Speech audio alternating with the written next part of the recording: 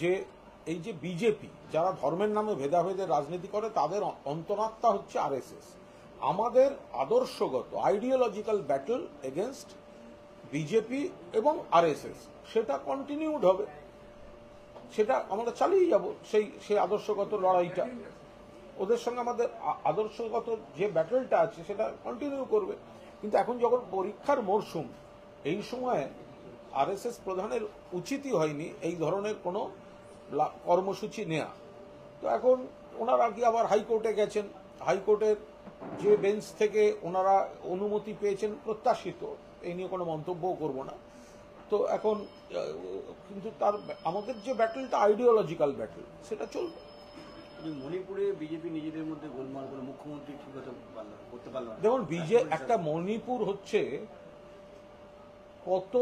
এটা কতটা সময় হয়ে গেল, বছর ঘুরে গেল, মণিপুর জ্বলছে।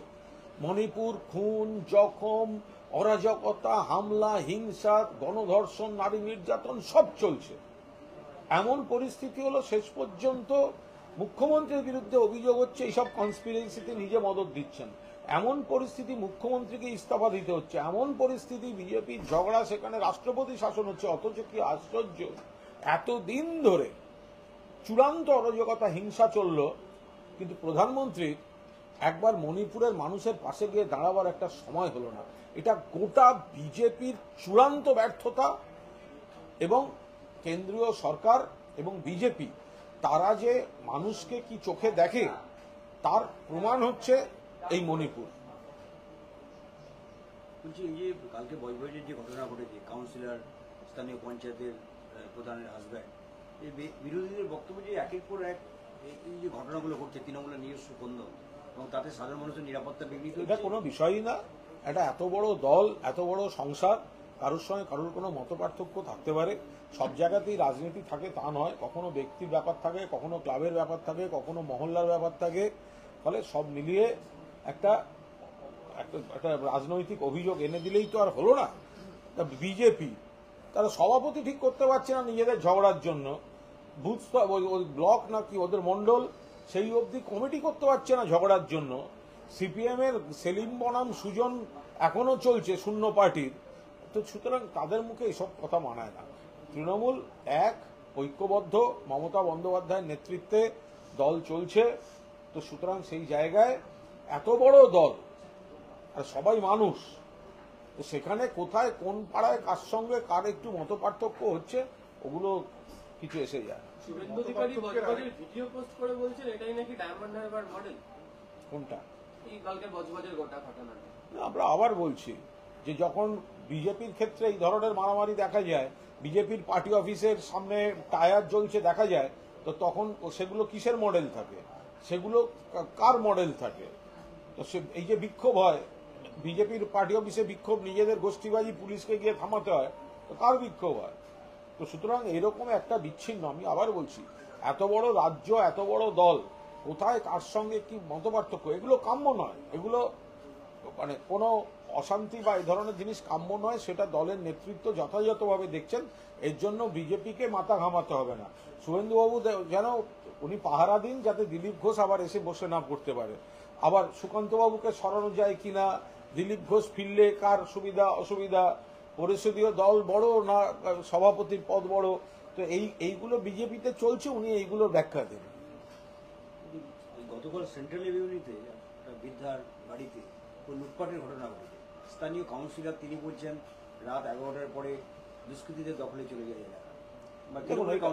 দেখুন একটা কথা বলি, প্রথম কথা, এখন ল অ্যান্ড অর্ডার অনেক ভালো। কিছু লুট, কিছু সমাজবিরোধী, এটা তো সামাজিক অপরাধ, এবং যুগে যুগে কালে কালে কিছু খারাপ লোক খারাপ ঘটনা ঘটিয়ে এসেছে। সিপিএম এর জমানায় আরো বেশি হতো, বিজেপির রাজ্যগুলোতে আরো বেশি হয়, বাংলায় অনেক কমে গেছে। আমরা চাই একটা ঘটনাও যেন না ঘটে।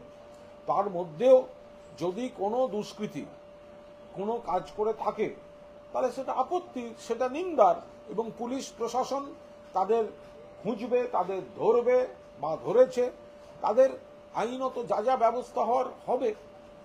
শাসক দলের কাউন্সিলরই বলছে পুলিশ নিষ্ক্রিয়, এলাকার সমাজ বিরোধীদের দখলে চলে যাচ্ছে। দেখুন এটা একটা এলাকায় কোথাও কোথাও যদি কোনো সমস্যা থাকে তো সেগুলো সেই এলাকার কাউন্সিলর বা যারা আছেন তারা থানার সঙ্গে কথা বলে সেগুলো সমাধান করে নেবেন। এত বড় রাজ্য এবং অতীতের থেকে এত অপরাধ কমেছে, অন্য রাজ্যের থেকে এত অপরাধ কমেছে, তার মধ্যেও কে কেন অপরাধ করছে তার রাজনৈতিক পরিচয় কি, তার থেকেও বড় কথা যে মানে তার সঙ্গে আদৌ কোনো রাজনীতির সম্পর্ক আছে কিনা।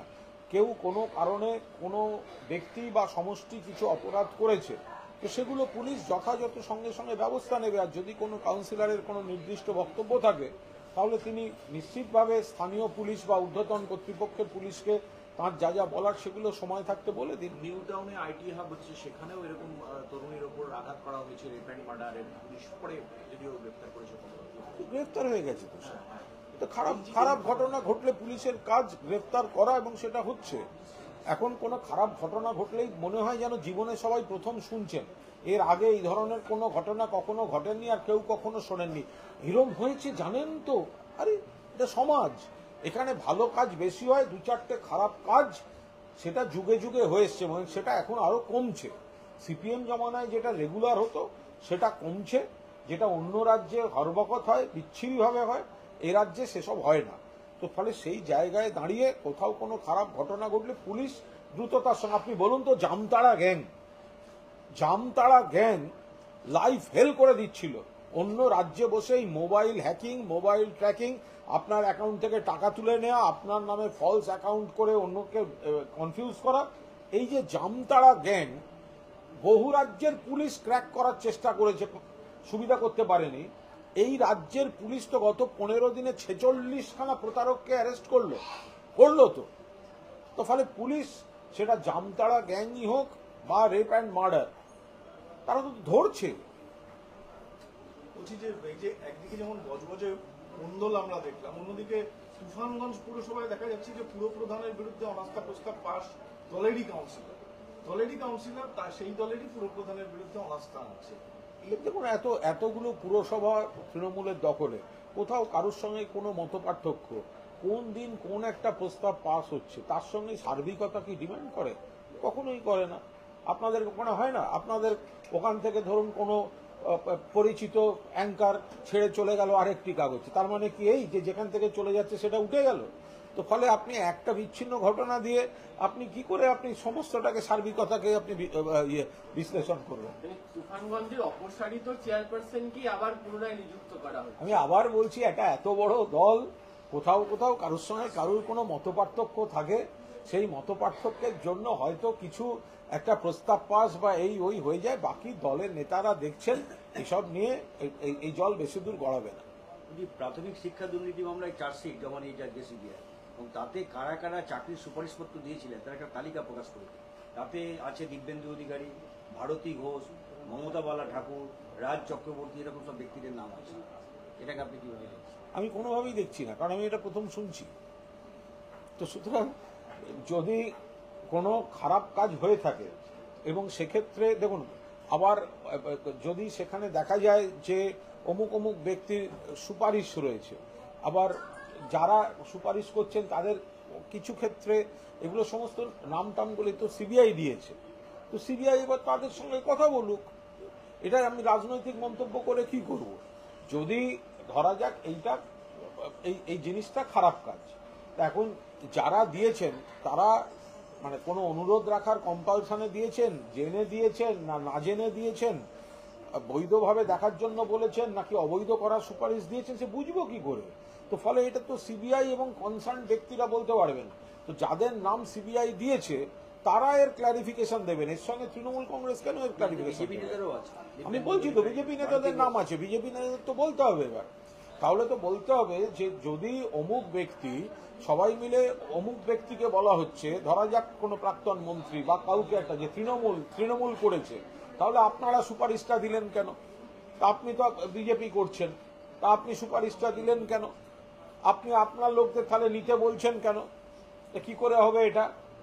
এটা তো মানে আপনি তাহলে যে লোকটি, ধরা যাক কোনো বিতর্কিত কাণ্ডের জন্য আপনারা যাকে অভিযুক্ত করছেন, তো আপনারা তো সেই খারাপ কাজটা করার জন্য তাকে প্ররোচিত করছেন।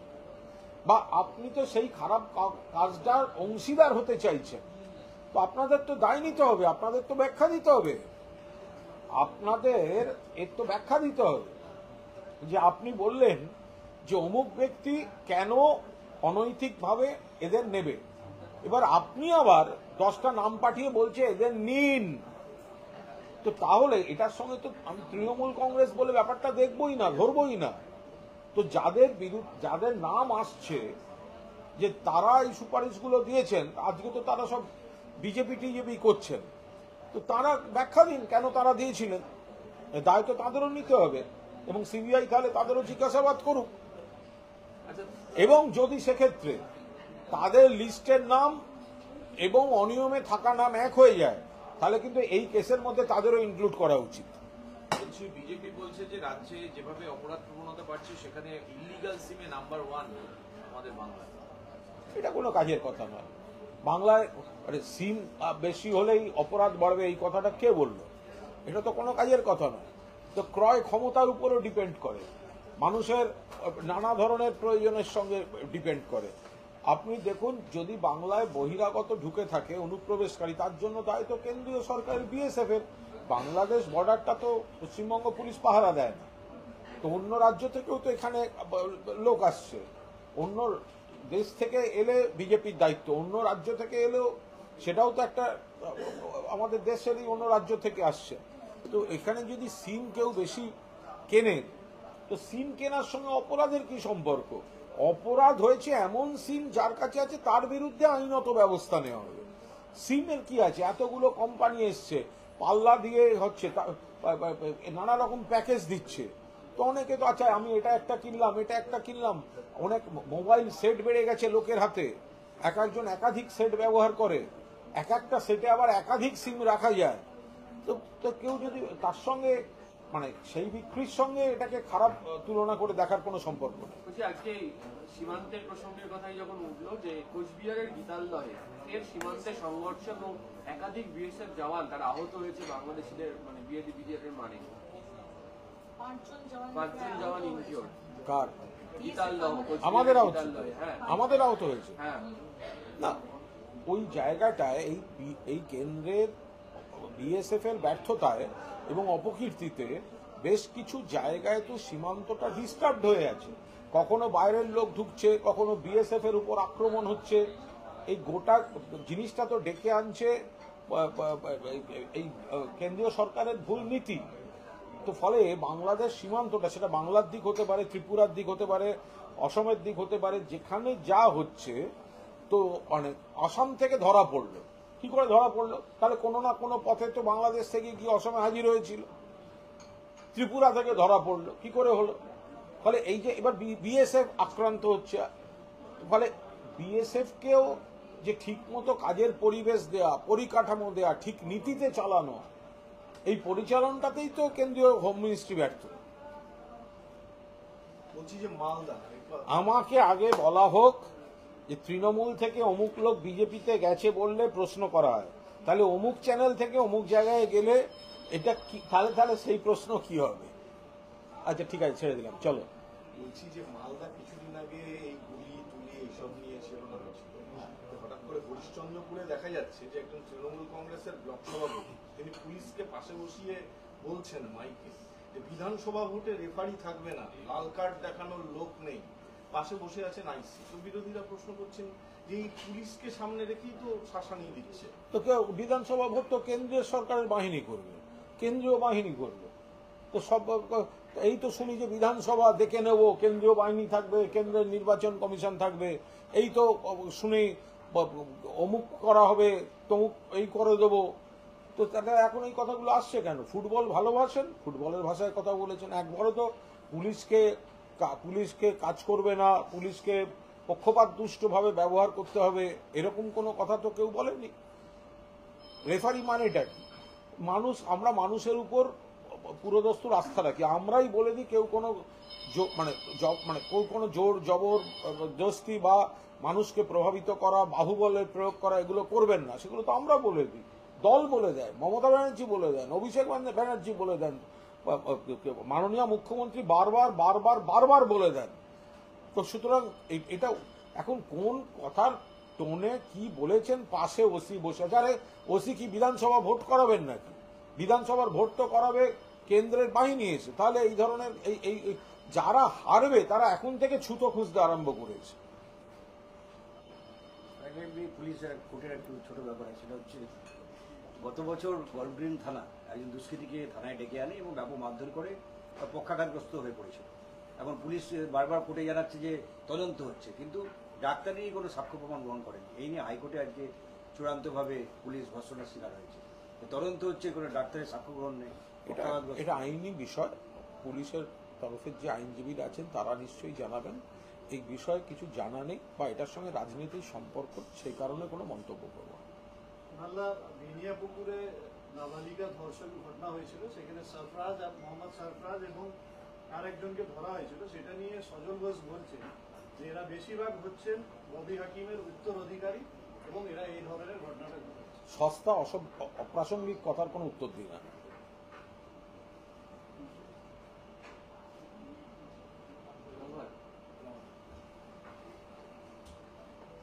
বিজেপি একটা অভিযোগ যে এরা যে সিন্ডিকেট আর তৃণমূল দুটো সমার্থক শব্দ।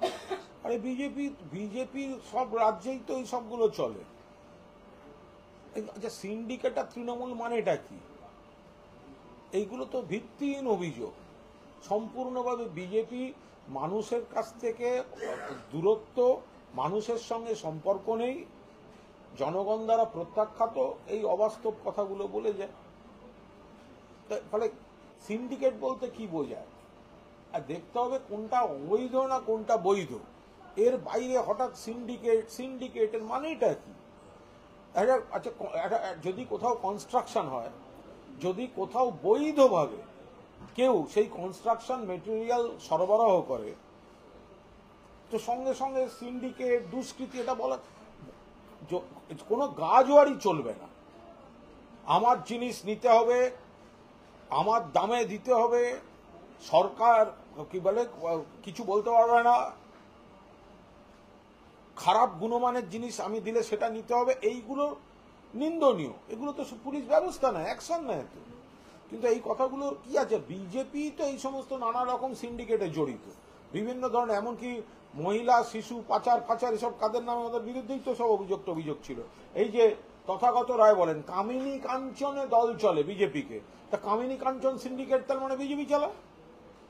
তথাগত রায় বলেছে কামিনী কাঞ্চনে বিজেপি চলে, তাহলে কামিনী কাঞ্চন অর্থাৎ কামিনী কাঞ্চন এই বলতে যা যা বোঝায় তার সিন্ডিকেট বিজেপি চলে।